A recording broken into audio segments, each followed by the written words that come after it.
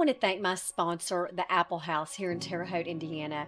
They are fantastic. Tom and his team at Bloom Brothers are the source that we go to for everything from all your landscaping needs, annuals, perennials, all the different trees, shrubs, you name it, all the floral pots for your porch.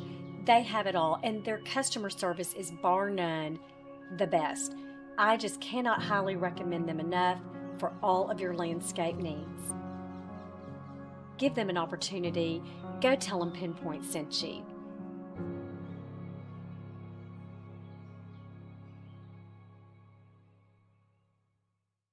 Welcome to Penpoint. We just thank you for being here on today's episode. And today we have a special treat. We are honored to have one of my new friends, someone that I have wanted to have on Penpoint from the beginning. And we have just finally landed on today to be the best day to have my new friend Shannon Popkin on Penpoint. So, Shannon, welcome to our episode on. Oh, Well, we're going to talk about a lot, but I just want to say to everyone that has no idea who Shannon is, you're never going to forget her after today because Shannon is not only an accomplished author, but a podcast host herself and a speaker, a biblical teacher, and I've learned a lot from her. As a matter of fact, the first time I heard about Shannon, a friend of mine, my friend Mary Neal, told me I needed to read her book, Control Girl. And I was deeply offended. oh dear. And you said, don't judge me. I did. I said, don't judge me. Don't judge me for being. I think she was trying to tell me I might have to look at myself a little bit about maybe being a little controlling. But anyway, with that being said, this book that Shannon that you wrote that was like a decade ago, I believe, when I first read it, called Control Girl. I have to tell you that has changed so much just on my growth with the Lord, and I can just tell you I read it during a difficult season in my life, and it really, really changed me. And I think just the trajectory of my walk with the Lord. And honestly, since then, I have shared the book with many people, and my church, we've done a Bible study on it. So I love how your themes and your books that I've read, including your most recent book that we're going to talk about, how you talk and really take it into the Bible and relate it with stories of characters of the Bible. Is that something that you knew that you were going to do when the Lord, did he just drop that on you, or how did that come about? Well, let me respond to a couple of things you said. Okay. I don't have anything to share apart from the Word of God, and so I love that and I can't take any credit for His work in your life. I'm so excited that I Oh, got to be part of it, you but did. it is all His work in my life and in your life through His living Word. And yeah, everything that I do, I want it to be rooted in the Bible, inviting others to drink in these Yeah. true. And I do love focusing on stories because I think stories package up such good theology. We can get Right. turned around when talking about, the non-concrete parts, but we can't lose track of the stories. And I think the stories remind us of what's true and help us to remember what's true. And so, yeah, I think, I don't know. I didn't necessarily know that I would write books or do any of these things. I just always knew I really loved the Word of God, and I loved stories. I've always loved Yeah. stories. So even as a little girl, I would write little stories and stuff. So anyway, yeah, I'm Well, thankful. yeah, well, and you know what is great about it is you are honoring the Lord and you're talking about his word, but you're Mm, also bringing to life a relatable characters in the Bible that these yes. are real people Yeah. and they were flawed and they were Hmm. also used by the Lord, which I Yeah. think so many of us don't realize how maybe we think we've sinned too much or Mm, we've done too much. How could he use us? And yeah. when you use the stories from the Bible, and you talk about people, whether it's Old Testament, characters in Control Girl, I know it was specifically women in the Bible, but Hmm. in your new book, which is incredible, you use men and women in the Old Hmm. Testament and New Testament. I do Right. believe that helps us relate to this is the same God. as it Yeah. was yesterday, as Yes. today. And so I Yeah. think that's really powerful.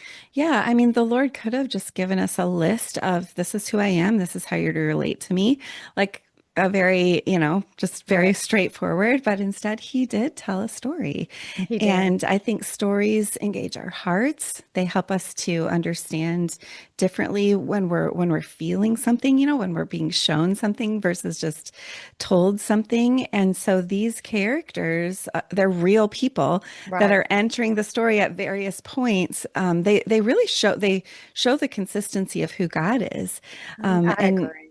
over time they show his character in a way that a shorter story wouldn't. So like for control, look at how God makes these promises and then he keeps them, and it's this long story that spans thousands of years.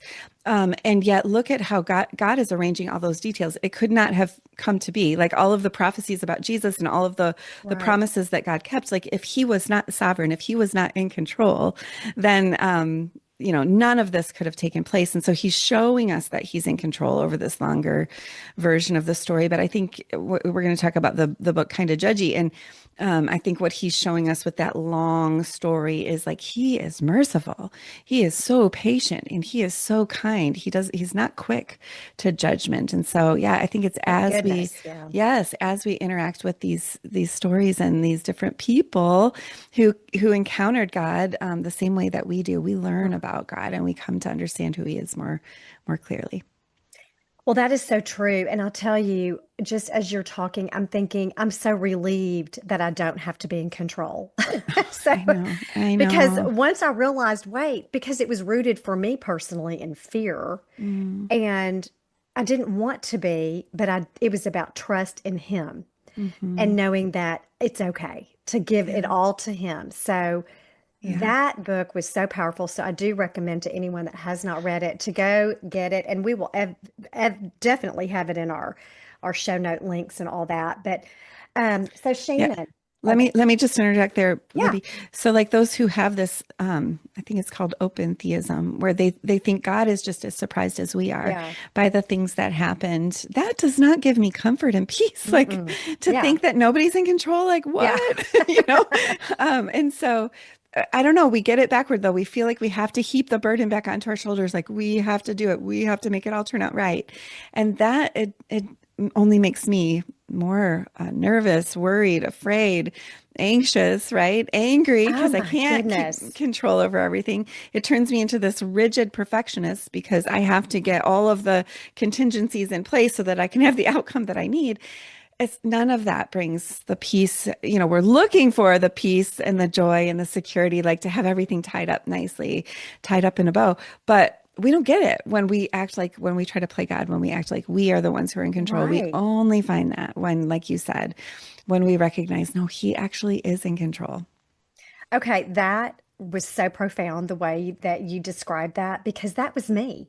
Mm, That was me. I was the one that I thought, okay, I have to have all these contingencies. I have to have all these things just so, mhm, everything in a particular order so that it would be okay.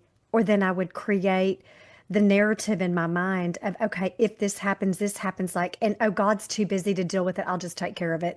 He's mhm, taking care of much more important things than what I've got to do because he mm, evidently is not listening to me. And mm. so I do believe that it's rooted from a place of really not knowing who he is. Yeah. And Yeah. Like just think about the details in the story of Isaac and Rebecca. Like this servant walks, I think it's 1,000 miles, and he's looking for this bride for Isaac. And he just happens to get at the well at the same time as the women are coming for the water.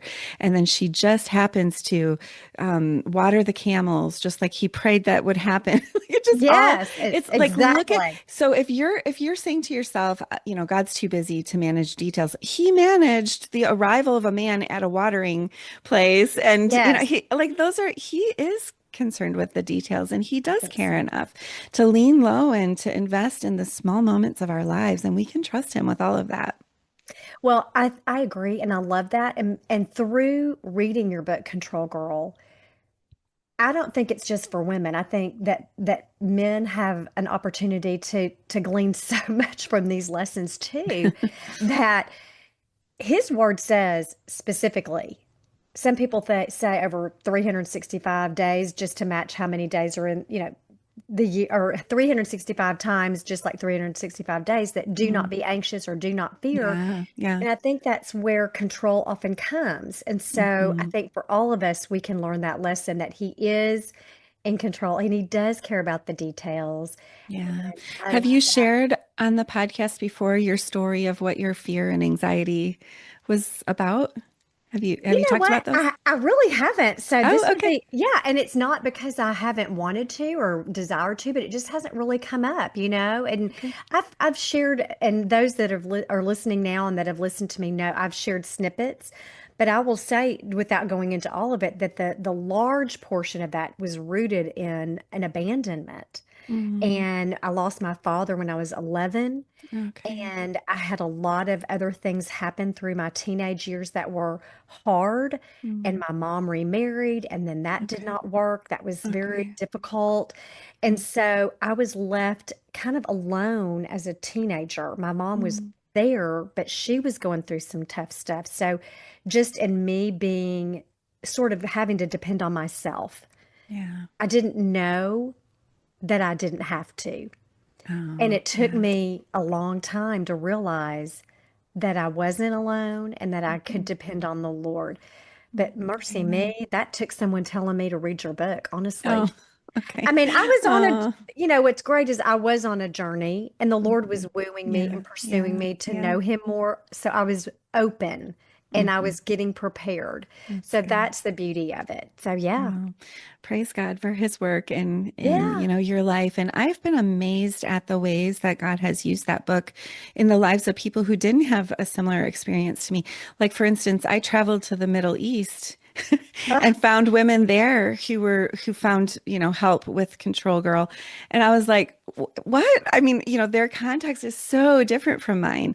And yet, God's truth is for all people in It's for all everyone. cultures in all each generation, and we all need to hear the same core truths. And so We yeah, it do. is for men and for women for different experiences. It's for all of us. We all need to know that God is in control, and that means we don't have to be.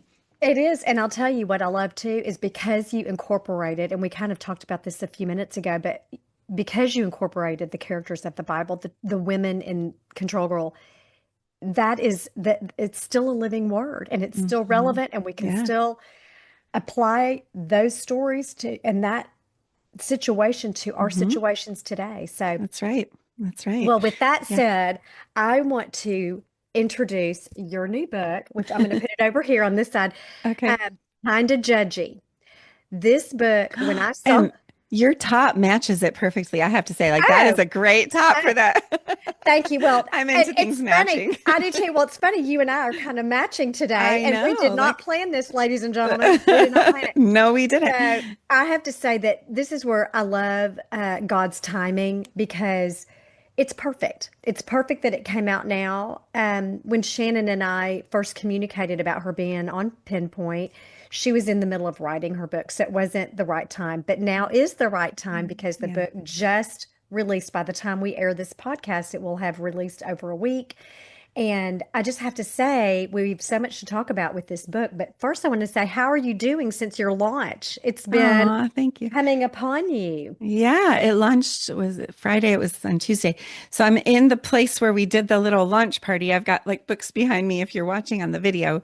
And it was such a fun celebration. You can go rewatch the live stream, but we had women hosting in little groups all over the country. I think we had over 100 women sign up to Love it. host. And so some of them are going to be doing their gathering. It didn't work that evening, but they're going to do it later. And so, but yeah, it was just a great time. We played a little mixer game, like a don't judge me game, Yeah.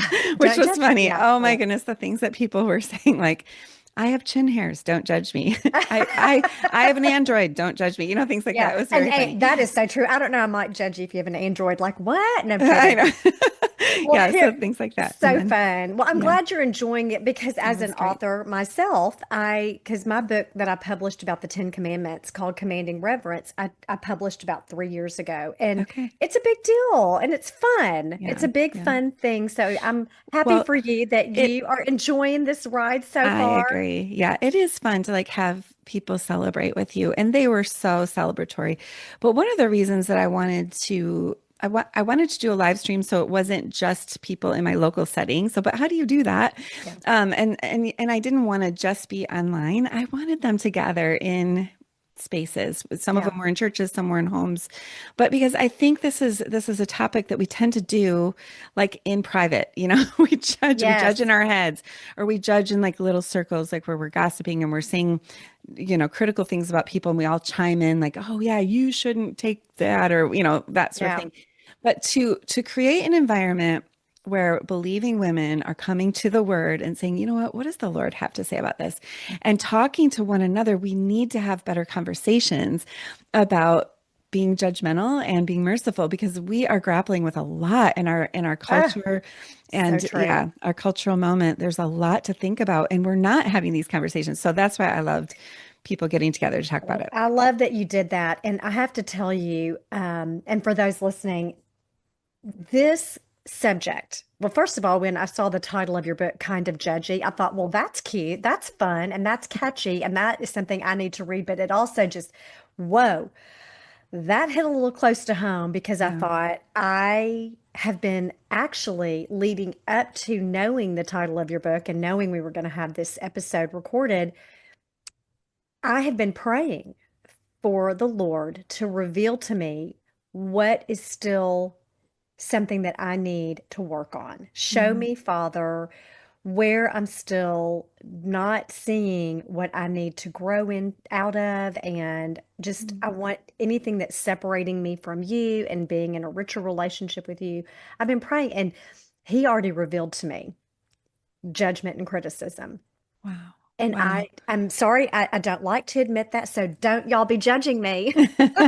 Somebody may be No. going, somebody may that knows me may be like, yeah, you needed to that. But It is. it's the thing though, you don't want Mm, to admit about yourself. But I think if we're all being honest, male and female of all ages, yeah. Yeah. it's something we do. And Yeah. we Yeah. need Well, we need not to, but we do. that So why that's why right. why do we judge?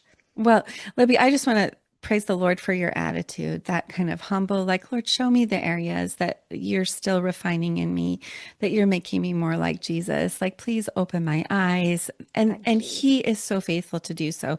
And that's really, yeah, that's why I wrote this book also, because I am kind of judgy. And I think those of us who have been around the church for the longer time, we're Yeah. I'm more comfortable in a church group than at a bar. And Yeah. there are people Yeah. who would feel exactly the opposite of that. But I think Yeah. it's those of us who are churchy kind of Yeah. people, we tend to be more judgy, right? We tend to be harsh and critical, and we like, oh, aghast, I can't believe, Yes. Yeah. that they would do that, or this is wrong, and those sorts of things. But I think what's behind the judgment is pride. There's this pride behind the pointed finger. The pointed finger of judgment always points down from this elevated position of superiority. And I think sometimes that's why we do it, right? Because we know we're flawed. We know we're fallen. And yet we get these little judgy boosts of pride when we're looking at someone else. We don't have to think about ourselves. Yeah. We Yeah. don't have to look at our own sin. It's a lot easier to be like, oh, can you believe what they, Yeah. and Yeah. we feel better about ourselves when we're judging, and we're not looking. It's like our finger is not only pointed down, it's pointed away, Yeah. right? It's so I don't have to think about myself. I always tell the story of my little girl when she was about 4. Came down after bedtime, and she did this repeatedly. She'd stand on the steps and say, Coley got out of bed again, her Ah, 2-year-old brother. And I'd be like, uh-oh, sweetie, and what about you? yeah. Yeah. Because What she about is you? out of bed at that Yes. moment telling me Yeah. her brother's out of bed. And so I think there is, like, we just feel this, righteous indignation that this person is wrong and they've done it Mhm. wrong again. But we're not even aware of the ways that we are wrong as we're judging. Well, so I have become more and more aware because I asked the Lord to prick my heart and show me. And so I think when you do that, He answers you and He will help you if that's the desire. And so Mhm. since I've been on this journey and now that I've gotten your book and I've started reading it, wow. So to your point, we do have that pointing of that pride, but sometimes I wonder, am I wanting it to it's the justification, but you picked on some or you pointed to something else about as Christians, we tend to do Mhm. that. That is so dangerous to me and something that we really need to focus on not doing because as we're discipling, as we're bringing people to Christ, if it's hypocritical. And I think that's one of the most dangerous things as Mhm. Christians that I've experienced, witnessed, and I'm guilty of myself. Yeah. Part of that, I think, is, and this is no shame to denominations, but I grew up in a Protestant denomination that a lot of us did not know what we did needed to know. We don't know what we don't know. Mhm. And there was a lot now that I've come into some knowing that I think on the one hand, it's my enthusiasm for knowing. I'm like, I know this now. And I'm sort of secretly, like you were saying, kind of holding court in my head. Mhm. Like, okay, those friends of mine or those people or that denomination, they're not as good as my denomination. Or Mhm. I know Yeah. now and they didn't. Or Mhm. I'm catching myself and I don't like how it feels or looks. So Mhm. I'm stopping and repenting and being like, Yeah. whoa, that's not edifying to the Lord or loving. And so, but it's good that I'm convicted of it. But I do think it's a dangerous thing that a lot of Christians do. So they're Mhm. confusing people and they're people saying, well, I don't want to be a Christian because you're the worst judgy people. Yeah. Do you find that Yeah. to be true? Yeah, for sure. I remember early in our marriage, we were part of a church that it was an excellent church, and we were all very discerning. Like Yes. Yeah. that was like discernment was the highest valued thing in that setting. And so it's like, Yeah. do you know this author, and have you read this book, and are you familiar with all these things? And it's like, yes, we are the discerning ones and the right Yeah. ones, but I also over time just felt like this self-elevation in that like Oh, I I and can those relate. people they don't know these things and they haven't read these books and so you feel this division and yeah, pride always divides, right? Hmm. Whereas Jesus invites us to unity, right? He wants us to have this humility. And so what is the humility that unites us is that we are all sinful. We have Hmm. all fallen short. There is none of us who is completely righteous. There's none of us who has done it all right. And so when we are looking at other people who have fallen short, with an attitude of condescending judgment, well, that is hypocritical, right? Right, And right, that's why Jesus said, Matthew 7, he said, do not judge so that you won't be judged, right? So the Father's right. going to judge those of us who are judgy, but he's not saying, in those verses to get rid of the lines between right and wrong, right? So right after that, he's talking about get the plank out of your eye, and you Hmm. don't get, and the plank is like this pride, like you can't even see, you're blind to your own sin. You're trying to get the little speck out of somebody else's eye, but you don't even see the big plank in your eye. But he says you get it out so that you can get the speck out of their eye. You can't even see how just off-putting you are with your judgy condescending, like I believe those sort Mm, of settings where we have the superiority, like nobody's willing to listen to yeah, that. We yeah, can't help others who are stuck in their sin because we've got these planks in our eyes, we're poking them with our pride. And yet if we can get rid of that, right, if we can get rid of right. our hypocrisy and recognize and come to people as like, yeah, me too, and the Lord has had to Exactly. do a lot of work to get this to help me even see that I was wrong, and, Yes. and to notice how sinful I am. And so, and I'm right there with you, and yet I'm not going to lie to you and tell you that this is not sinful, because that's only going to lead you into more destruction, more destructive Right. patterns. Like, I want the best for you. And so, yeah, I think those settings where we feel like we're right and they're wrong, we're not, we're like limiting the influence that we can have in other people's lives. I agree. I feel like it goes back to we have to meet people where they are. And if Hmm. we are walking in a place of self-righteousness, well, that's definitely not going to be fruitful for Right. someone that you're trying to help along the way. Hmm. And you talk about this also, that kind of critical biblical cross the line, like, which is sort of a little bit what we've been talking about as a Christian, where you might say, oh, well, you might be, not quite right walking the line, or you might, like, who am I to be the hall monitor, of Hmm. that? But at the same time, how do you speak lovingly and truthfully to someone that you do care about, that, Hmm. hey, I want to talk with you? I mean, is it okay to say to someone, hey, I want to talk with you because this is my flesh speaking, but I do notice XYZ. Hmm. I mean, do we say something? Because we may be thinking it, so it's happening, whether we're thinking it or speaking it. But where's the Right. line between judgment and sort of some positive, righteous judgment or Hmm. conversation, if that's even a Yeah. thing? Yeah, no, you're exactly right. Well, Matthew 18 talks about, yes, we are to confront those who are in sin, like habitual sin, right? And so there are lots of passages where it is right to confront one another. But yeah, so where's the line between righteous judgment and wrongful judging, right?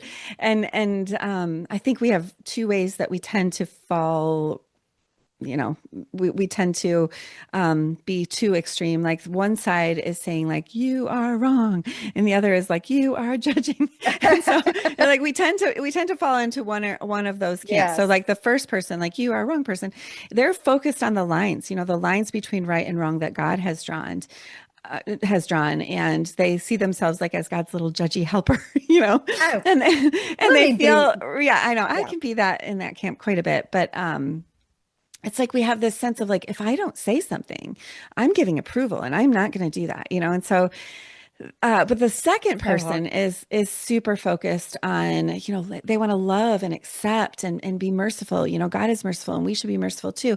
And that is very true also, but they want to ignore the lines, between right and wrong. And they want to focus on the person who is pounding the gavel, like the you are wrong person. They're like, you are judging. And so the Bible actually Yeah. says both. It Yeah. says that there are lines between right and wrong. And so righteous judgment is letting God be the one. And I didn't finish that sentence. There are verses that say that we should judge with righteous judgment. And there are also verses that say do not judge, right? And so Right. So both yeah, that are, can be confusing. it is. And so, but let me just say a couple things. We're not I'm sorry, we're not wrongly judging when we parent our children and say Right. that is sin, honey. You cannot do that. We're Right. not wrongly judging when we confront people, like I said, Matthew 18.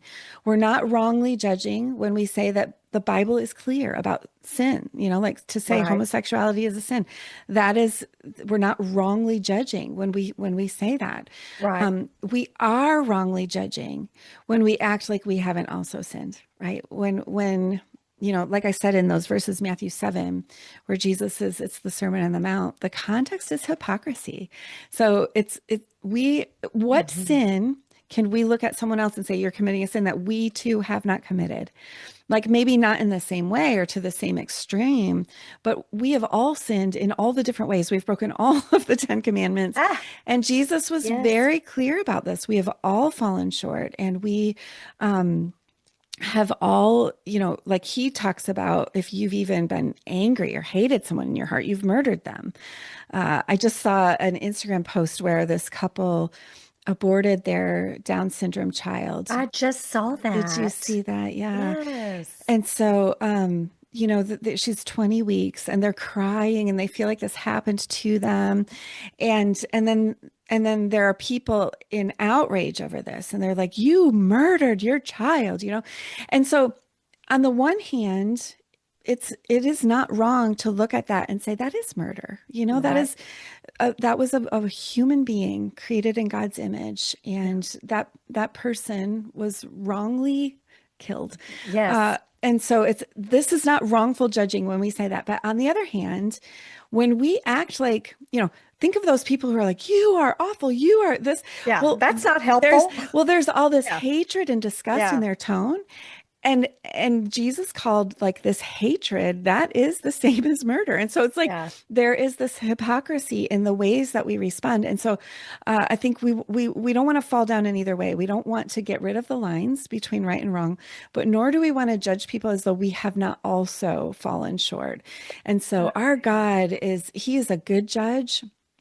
And he must respond. Think of if he didn't. Think if he Mhm. was a judge who just let anything go, like what kind of judge would he be, right? Right. But what is pent up in his heart is not judgment, but mercy. That's Thank why, like I God. said earlier, Thankful. Yeah. yeah, that's why our Bible is so thick. That's why the timeline is so long, because he is so merciful and he is not quick to judge. And so we're told to be merciful as our Father in heaven is merciful. And we have experienced that mercy ourselves. And so that is meant to change us. Mhm. That's meant to reshape our attitudes toward other sinners who maybe they haven't sinned in exactly the same ways that we have, but we are all in the same category of humanity, of fallen humanity. We have all sinned. Well, you're right. And thank you for that example about murder, because as someone who's got, I mean, a heart for the Ten Commandments, that's what the Lord put on my heart to write my book about. Yeah. That's what I said in my book. Like it or not, I hate to break it Yeah. to you, but we've all sinned. We've committed all 10, in thought, word, or deed. And so it's true, but we do tend to judge. We Mhm. judge more harshly for certain sins and certain Yeah. behaviors. And to your example about this couple you just saw on Instagram, that is so ironic that they don't Yeah. even realize Yeah. that by their reactions towards someone else's actions, that they are responsible for Hmm. their actions. And that's something I talk to my adult children Yeah. about all the time when they're in a situation, is we are responsible for our actions, even though we might not agree with or like someone else's actions towards us. We still have to be accountable for how we behave. Yeah, Yeah. it's true. I wondered if I could just share an example, a more Yes. positive example about Yeah. abortion, because I know abortion, as we talk about that topic, those who are Yes. listening, I believe it's 1 in 3 women, Mm, adult women have had an abortion at this point. And so it's a very tender topic. it is. And Yeah. I shared a couple abortion stories in my Kinda Judgy book, but one of them was a woman who she and her boyfriend got pregnant when she was in college, and she just didn't want to deal with all the judgment and shame that was going to await her in her church setting. And so they had an abortion and never told anyone for like decades. They actually went ahead and got married. At the time they were planning to, had I think it's 3 or 4 other children, and then were convicted one day about when a woman came and was talking about the healing that she had received. They just kind of like set it aside, didn't talk about it, never thought of it as sin. It was just in the past, and they just didn't deal with it, right? Mm, But they just felt like, okay, it's time to admit that this is sin and receive the forgiveness that's available to us. And so mm, mm. they shared that with their kids. They shared that Oh, they had wow. had an abortion. And one of their kids, I think she was like 10, and she was like, what? You mean you murdered our older brother and sister? Oh, And they just, like the husband just kind of like fell back in his chair, and she had her head in her hands, like, oh, that is so, but then so hard. they were able to say, yes, we did. And you know where we can go with that is to the cross, because Jesus died for that sin. Yes. And he paid the price so that we don't have to. God is too just to make a person who their debt has already been paid, to make them pay again. So we don't have to pay for that. Jesus is so merciful. He is so good. He's so kind. And we're so He's so grateful. good. And that's why we feel the freedom to tell you this right now, because Yes. we come to you as forgiven sinners. And you guys too, you're going to fall fall short. You guys are going to fail in miserable ways. And so let this be a testament that you can find the mercy that you need for Mm. yourself, and for other people. Like you can find mercy for mom and dad too, because we Ugh, all fall that's short. so true. We all have, and we all will, and it does give us hope Yeah.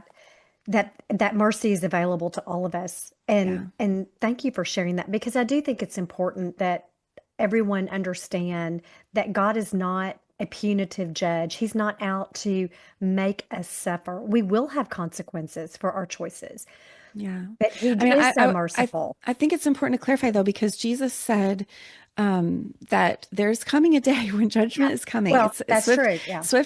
so he is a judge who is going to judge. He came Yes. the first time with such Yeah. mercy, dying in our place, but he's going to come the second time with his robe dipped in blood, right? And so Yes. he is a judge who will judge. And I Yeah. never want to give people the wrong impression. I feel like that would Yeah. misserve people Yes, to think certainly. that God Yes. doesn't judge sin. He's going to judge it all.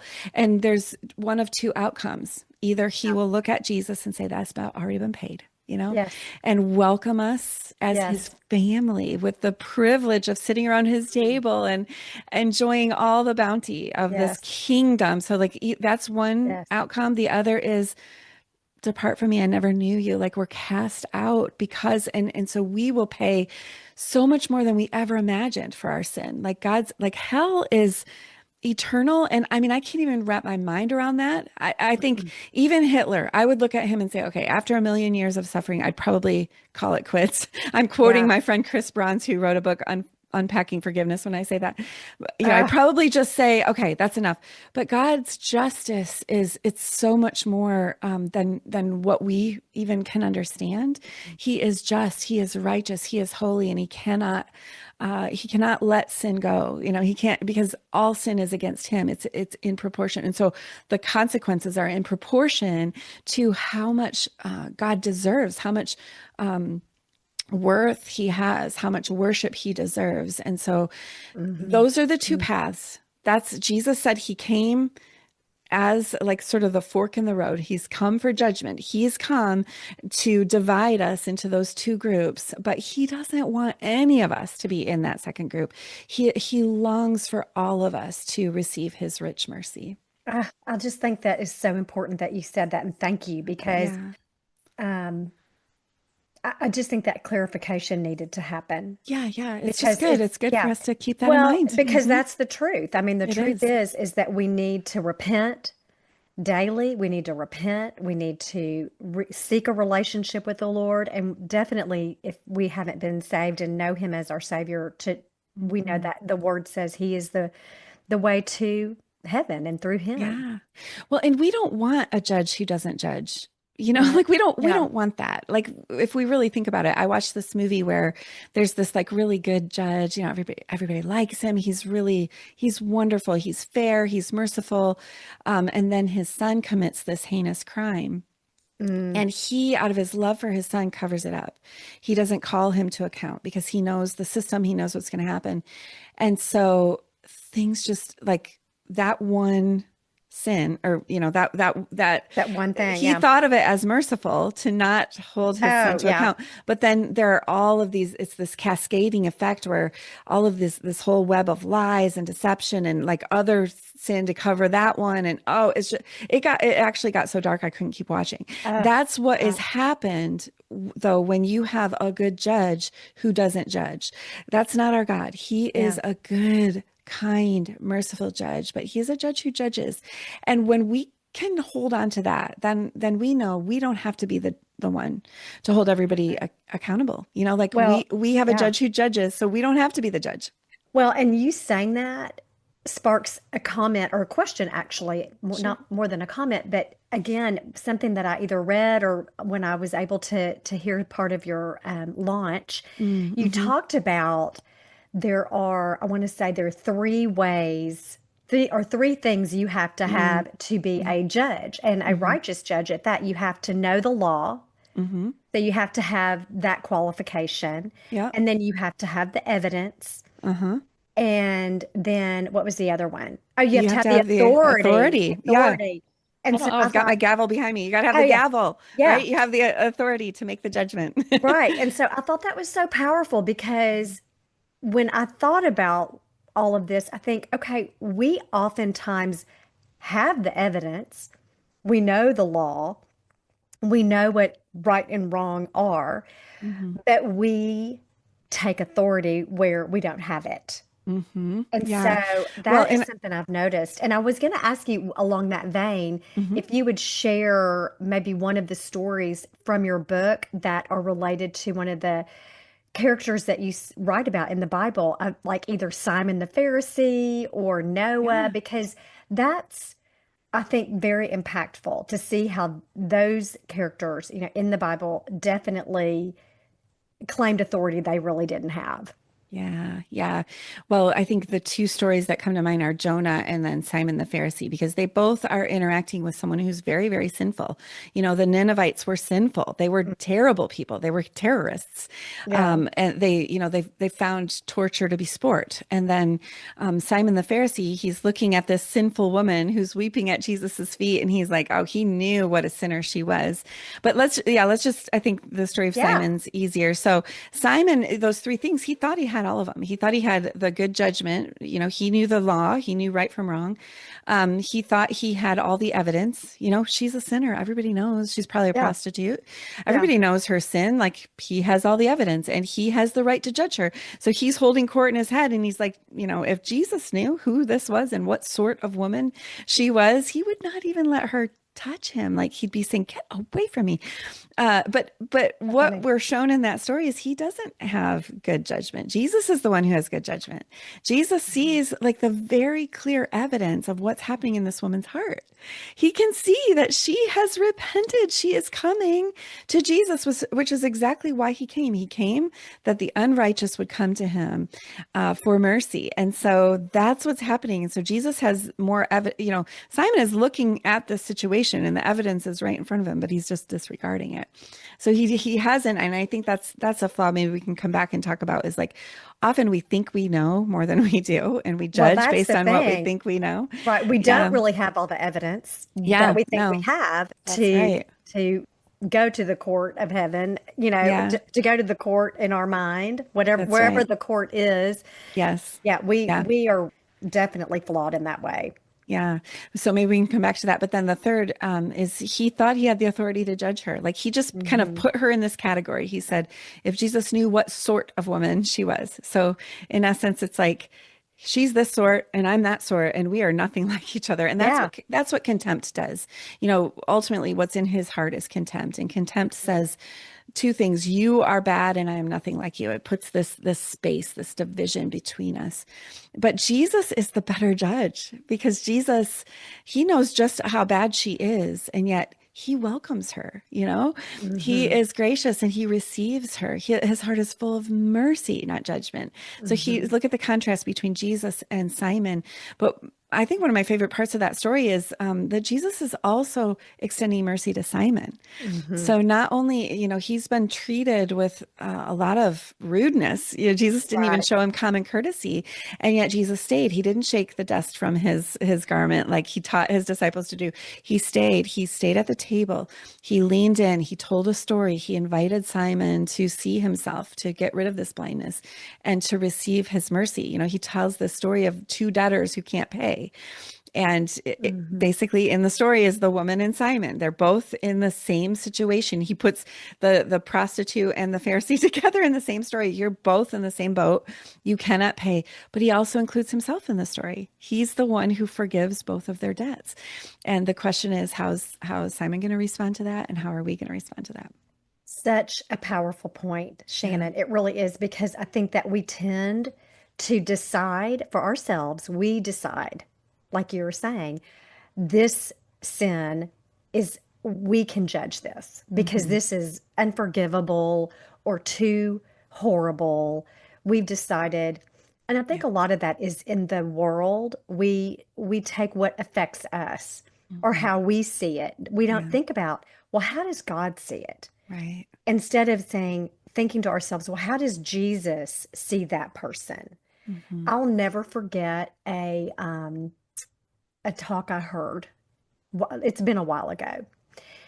It convicted me so much because the person that was telling the story was a pastor, and as he was giving his sermons in this new church, or he was new to the church, there was an elder that he could not stand. Mm, He was like, I literally did not like this elder. He was mean, curmudgeon-y, mm, hateful to me. He didn't like me. I knew it, so I didn't like him. mm, And he's admitting this, and God knew mhm. it, and he said that the Lord put on him to pray for this man. Yeah. And the pastor's like, no, I'm not doing it. I'm not Mhm. doing it, God. Right. And the Lord was like, no. And he kept pressing, I want you to pray for him. And over time, he's like, I want you to now pray for him to be blessed. I want you to Mm, pray for blessings for him. And the pastor's like, really, God? I mean, it's at the very minimum, all I can do here is just pray for him now. I have to pray for him to have blessings. mhm, So he continues to do what the Lord says. And then eventually, God reveals to him, you know him, how he's treated you, but I know him for how he's been treated or what happened to him. mhm, mhm. And so that is really part of my growth through judgment, through criticism, through carrying an offense, which I do not want to do any of and try to free myself from. Right. I remember that story Mhm. because Jesus, just like Simon the Pharisee, saw this woman as dirty and unforgivable, and her sin was so horrible. But Jesus saw her heart. Jesus Yeah. saw her brokenness and what had happened to her and how she got there in the first place. Mm. Well, and more importantly, Jesus saw her repentance, right? Yes. Oh, Jesus yes. saw her repentance. Like that's what was happening in her heart.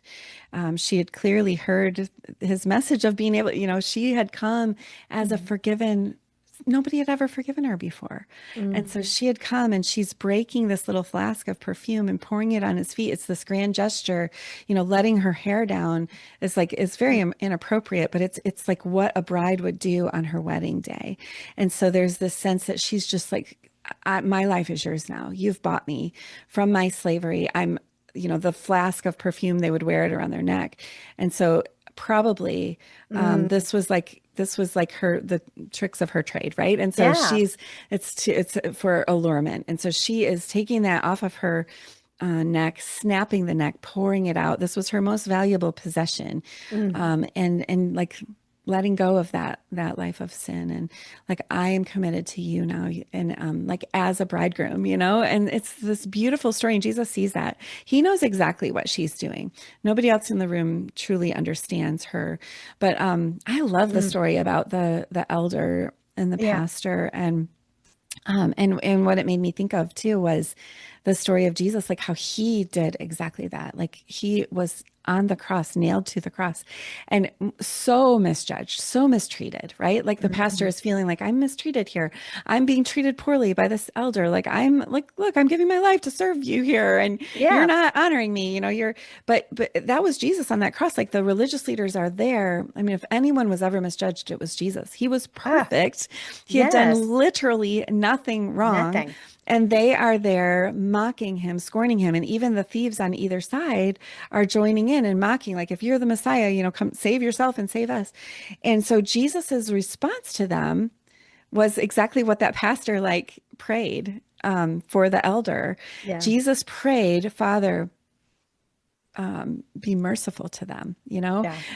Father, forgive them. They don't know what they're They do. doing. Yeah. Like extend your mercy to them. Give them a little more time, Lord. Now there's a distinction. He's not saying they're all forgiven.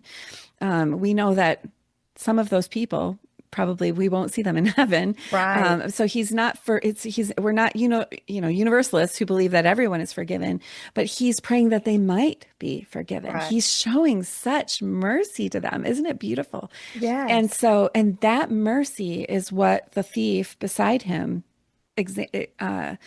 sees. He's exposed to this mercy. He sees, like, why is he praying in this way? And Luke doesn't say this explicitly, like that this is what changed the guy, because he starts out, Matthew's Mm. version says that he's judging Jesus just like everybody else. Like imagine their hands are nailed to this cross and yet they're still judging It's Yes. crazy, right? Yeah. But there's this change in his heart, and he ends up siding with Jesus and saying, like, he's done nothing wrong. We deserve this punishment. He doesn't. And then he confesses with his mouth and he believes in his heart that Jesus is Lord. There's this transformation in his heart, and why I say he believes Jesus is Lord is he says, remember me in your kingdom. He sees Jesus as the Yes. king. He's He like, sees him. nobody else Yes. sees him truly as Yes. the king. They're mocking him, but this guy does. And he's like, you're the king. You're entering your kingdom. Can you help me there? And Jesus says, today you'll be with me in paradise. So Love that. Yes. responding to misjudgment with this beautiful prayer that they might be blessed with the mercy of God, Mm. that's a beautiful prayer. And that will not only change us, that has an impact on other people too. So, That is so beautiful. I mean, Shannon, I can't tell you, this conversation has been so powerful and important and wonderful. And I do close each episode with a pearl of wisdom. okay.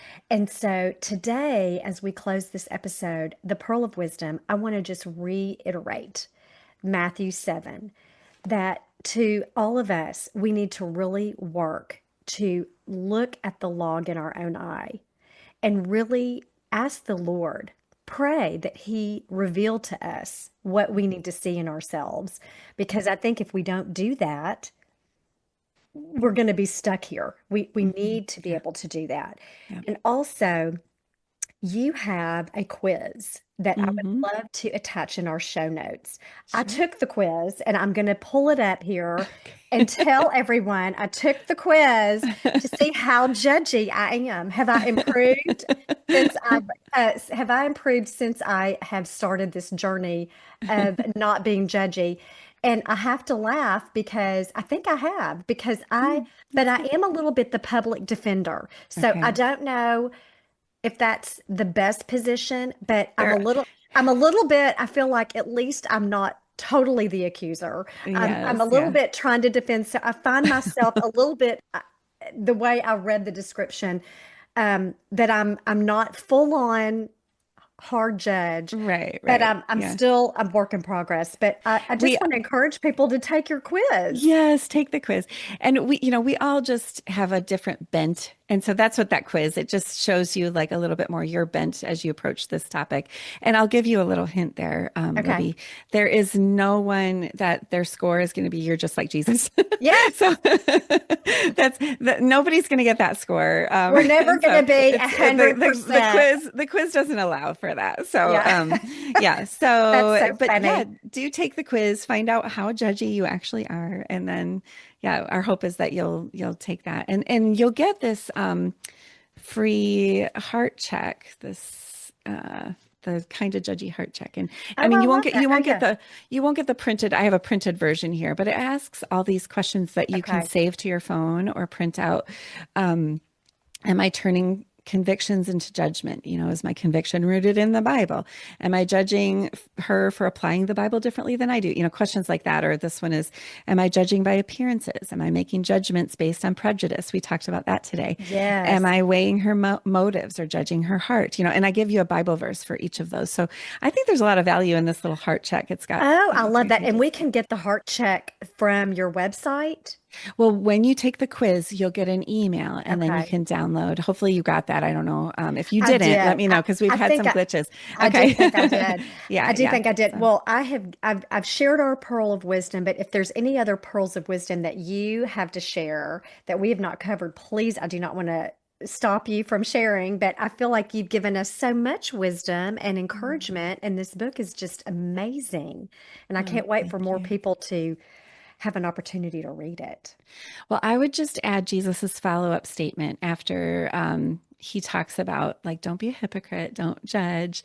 He says, be merciful as your Father in heaven is merciful. And so it's as we encounter that mercy, as we experience it for ourselves, it changes us. Mm, We always think that it's going to be the sharp teeth of judgment that's going to change someone. You need to know there's judgment coming. We talked about that today, Libby, right. and we Yes. think that's what's going to change people. But no, what really melts our hearts is to understand that we deserved that judgment and we were given mercy instead. Mm, And so that is meant to change us. And so it's meant to make us more like our Father, whose heart is so pent up with mercy. That's beautiful, and thank you. And I just will put an exclamation point behind that and say, yes, let's be merciful and grateful and thankful every day that the Amen. Lord is offering that to us. And Amen. so, Shannon, thank you for joining us today, My and thank you pleasure. to everyone listening. I just appreciate your tuning in, and I will put Shannon's information in our show notes, and be sure and go get your copy of Kinda Judgy. You can get it on Mhm. Amazon and I'm sure through her website. So thank you for joining us on this episode of Pinpoint. Thank you for watching Pinpoint. If you are interested in hearing more content like this, we would love your support. You can support Pinpoint and our ministry by going to my website at libbypendergast.com, and there's an opportunity to be an angel donor. Also, there's a QR code that we will have attached to this episode that you can donate that way too, and we appreciate you so much. If you have ideas for a guest or a subject you want to hear, send me a message. I'd love to hear from you. And thank you for supporting Pinpoint.